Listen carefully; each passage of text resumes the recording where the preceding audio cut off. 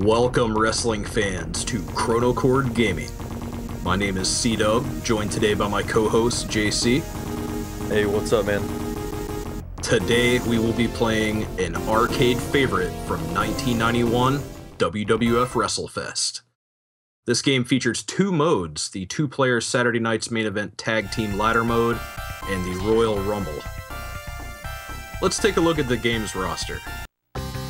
The Immortal Hulk Hogan. In 1991, Hulkamania was running wild in full swing as Hogan would capture his third and controversial fourth WWF Championship against the likes of Sergeant Slaughter and The Undertaker respectively. Hogan would go on to win a dozen World Championships in his illustrious career. The Ultimate Warrior, electricity personified. The would-be heir to Hulkamania's throne, Warrior kicked off 1991 as WWF Champion, losing the title to Sergeant Slaughter in January, and he would be gone from the company by early fall. Jake the Snake Roberts. This second-generation star captivated audiences with his many pet snakes who accompanied him to the ring. Along with his deadly finishing move, the DDT, Jake struck fear in the hearts of fans and foes alike. The Big Bossman. This former corrections officer from Cobb County, Georgia, came on the WWF scene and served hard time on all who crossed his path, including the Hulkster. Soon, Bossman would change his ways and become a fan favorite, standing for law and order.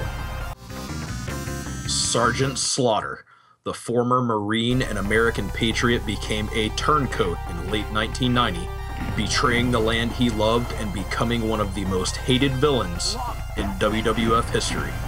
Slaughter captured his only WWF Championship from the Ultimate Warrior in 1991, losing it to Hulk Hogan later that year. Mr. Perfect spent nearly all of 1991 as the WWF Intercontinental Champion in his second reign with the title.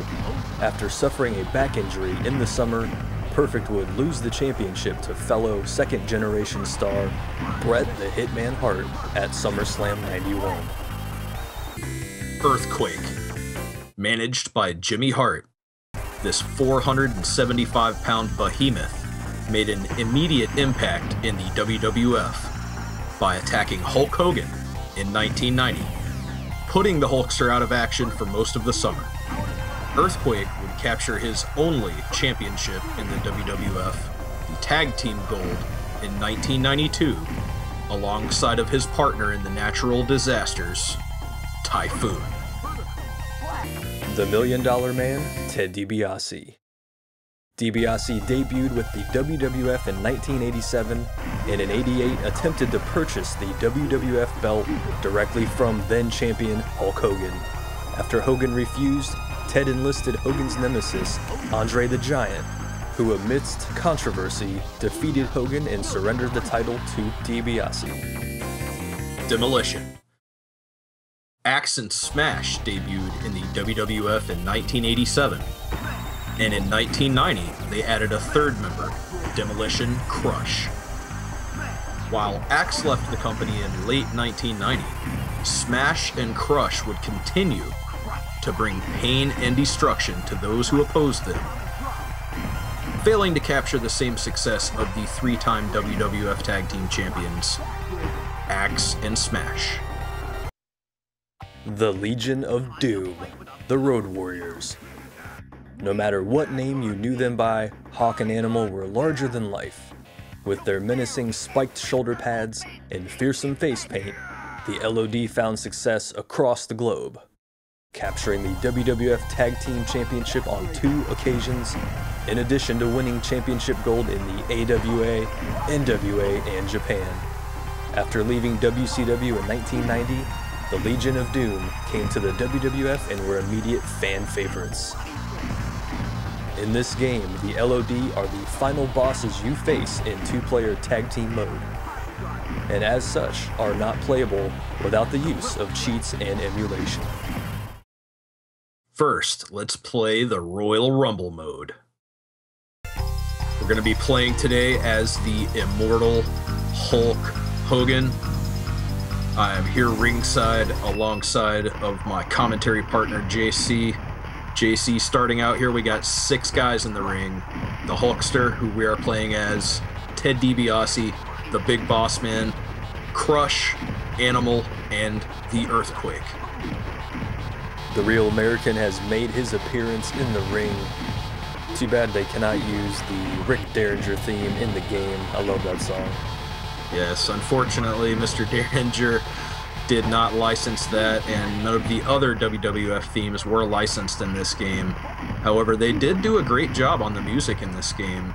For a 1990 arcade game, it is fantastic, and I think despite the limited gameplay, this game does a fantastic job of not only capturing the vibe of the WWF at the time, but I think it's a really fun game for arcades. I had a lot of great memories lining up at the arcade and pumping quarters into this game and beating up my buddies. As do I, C-Dub. There's a local arcade near us that you had this machine, and I remember it very well. In fact, I remember a birthday party I attended, and wouldn't you know it, Macho Man Randy Savage was there as I was playing the game, and I kept looking over. He was wearing his, full get-up, the tights and everything. I was too scared to go over and talk to him, but being able to play the game and him walking around, it just felt like wrestling madness. Speaking of the Macho Man, strangely enough, he was not included on this game's roster. However, you can find him on the previous arcade game, the WWF licensed WWF Superstars, which was also a big arcade hit.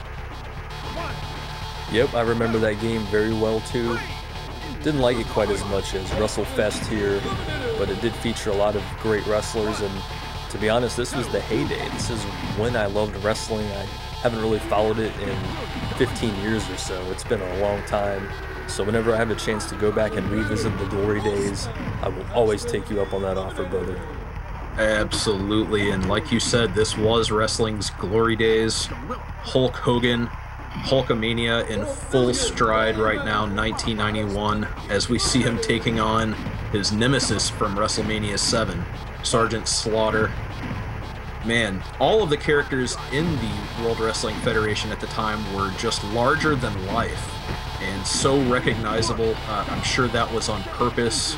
Vince McMahon is no slouch whenever it comes to smart marketing, and this game is a perfect platform for those larger than life characters to come to life on the small screen. Now, who is the ref for this match, C-Dub? It kind of looks like to me it's Earl Hebner, but I'm not sure. I believe you're right, JC. That would be probably Earl Hebner, though he does have a twin brother, Dave Hebner. So perhaps they only used one Hebner twin, but maybe both Hebner twins are in this game. I really don't know. I do, however, know that this game features the lovely Mike McGurk ring announcing. Of course, Mike is a bit of a strange name for a female ring announcer. However, I do understand her father, former wrestling promoter Leroy McGurk, wanted a boy so badly that he nicknamed his daughter Michelle Mike. Well, that's an odd piece of wrestling trivia there, C-Dub. I'm always good for that. Looks like Sergeant Slaughter has just been eliminated. Thank goodness. I was never a fan of the Chin, especially when he was a turncoat against America. Oh, no way, brother. And in this game, it is definitely turncoat Sergeant Slaughter. Man, what an infamous storyline that was, where he turned his back on America, joined up with those we were at battle with at the time. Man, that was some hot stuff that really infuriated me as well as a young wrestling fan. I could not wait for Hulk Hogan at WrestleMania 7 to get that vengeance and take down the evil former drill sergeant, as he absolutely did. And now it looks like we're down to just 4 guys here in the ring. We've got Demolition Smash, Hulk Hogan, Jake the Snake Roberts, and the Ultimate Warrior, who arguably was the second most popular star in the World Wrestling Federation at the time. No doubt, C-Dub. Now, there are two schools of fandom for old school WWF wrestling. One of them is you're a Hulk Hogan fan. The other is that you're an Ultimate Warrior fan. And I have to be honest with you, man, I was both. I loved both wrestlers equally. With that showdown at WrestleMania 6 in 1990, that was one of my favorite matches of all time. Of course, the Warrior came out on top. He would only hold the belt for less than a year, which was surprising. What was even more surprising was that he was out of the WWF by the end of '91. Yeah, unfortunately, right around SummerSlam 1991 in the summer, there was a dispute between the Warrior and Vince McMahon over his salary. He ended up leaving the company, of course, in 1991, and we would not see him back in the ring in the WWF until WrestleMania 8 in 1992. Well, doesn't seem like he was away for too long. Money always has that kind of power to pull you back in. So now we're down to the Ultimate Warrior and Hulk Hogan, of course. Yeah, here we are, the final two. Hulkster is laying a whooping on the Ultimate Warrior here. I think we got him, JC. Oh, he kicked out on us. Alright, now, are these different rules for the Royal Rumble here? Because I was pretty sure that you cannot pin somebody and win the match. You had to throw them over the top rope. That is correct. In this arcade game, you can deviate from the normal Royal Rumble rules, in which you can only be eliminated by being thrown over the top rope and having both feet touch the floor. In this game, by pinfall, as we see here, you can eliminate your opponent, as we have. Hulk Hogan wins the Royal Rumble. And now, JC, let's move on to Saturday night's main event, two-player tag team mode. We're going to go ahead and pick our characters here. Let's stick with the Hulkster and the number 2 most popular guy in the company, the Ultimate Warrior. What a hell of a tag team. I would place these two guys together right under the Mega Powers with Savage and Hogan a few years before this. Let's see who they're taking on, Mr. Perfect and the $1 Million Man, Ted DiBiase. Yes, indeed. Now, in this mode, we are going to have to face a slew of opponents before we face the reigning tag team champions, the Legion of Doom. So accordingly, because these matches are kind of long, we're going to show you the clips from these matches here, bring you all the action from the ending of the matches here so you can see how we vanquished our foes. And man, I'm telling you, this tag team mode here, JC, it's a lot of fun. Of course, I played this by myself with the Ultimate Warrior as my tag team partner, but to really get the most fun out of this game, you have to get 2 to 4 players playing it. For sure, man. I remember people lining up, 5 to 10 heads deep to play this game, and it was typically 2-on-2 tag team action. That was the best game mode in my opinion. And also the most favorable way to play this game and most other wrestling games is using that classic arcade joystick. I really miss those controls. All these new modern wrestling games, you're going to be using your console controller. I don't mind that, but the feel of that joystick, it just takes us back to the days of quarters in the slots, man. Oh yeah, absolutely. This game also, compared to modern wrestling games, of course, these days the WWE 2K14, 2K15 series, it's a little bit more based on simulation rather than being a great arcade wrestling game that nearly anybody can pick up and play. And this game it's the epitome of that. This was, I think, probably the most popular thing about this game, and why it found so much success is because of how simple the controls are. You had a punch button, a grapple button, and I believe a run button, and that was about it. Pretty simplistic. And as we see here in the cage, we have vanquished Earthquake and Sergeant Slaughter. We are working our way up toward the Tag Team Championship match with the Legion of Doom. We've got to take on the number 1 contenders here, JC. Jake the Snake Roberts and the Big Boss Man. The DDT of Jake Roberts back in the day was really something to be feared.